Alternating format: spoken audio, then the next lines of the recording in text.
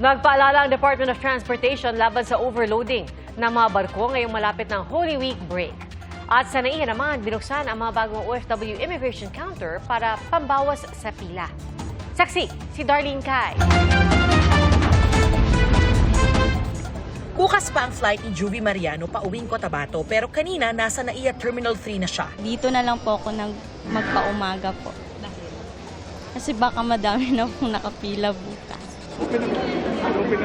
Nag-inspeksyon sa NAIA Terminal 1 at 3 ang mga kalihim ng Department of Transportation, Department of Tourism at Department of Migrant Workers. Sabi ni Transportation Secretary Vince Dizon, sa mga darating na araw, mararamdaman ang mas mabilis ng pagdaan ng mga paalis at paparating na pasahero.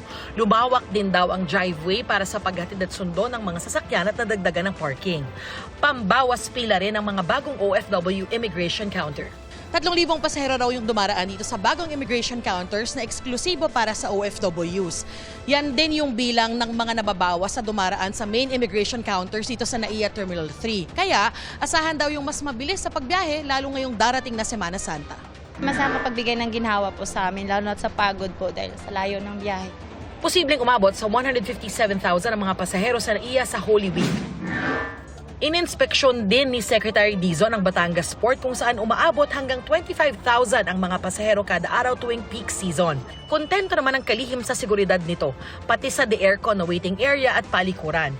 Bagamat nais niyang maituloy na ang pinaplanong electronic ticketing system para iwas fixer at bawas pila. Kaya yung mamipila kasi nandito na sila maaga, pero sarado pa yung mga booth. Makakatulong din ng malaki yung e-ticketing natin para masigurado na hindi tayo nag-overload.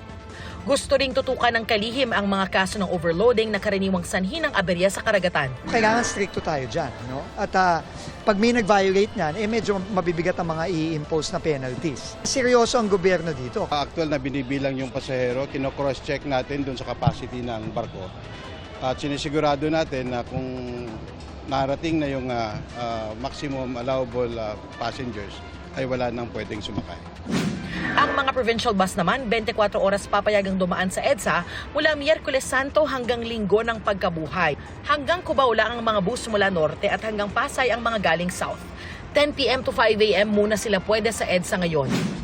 Para sa mga babiyahe, maiging maghanda sa maalinsangang panahon dala ng easterlies, nakasabay ng umiiral na Intertropical Convergence Zone.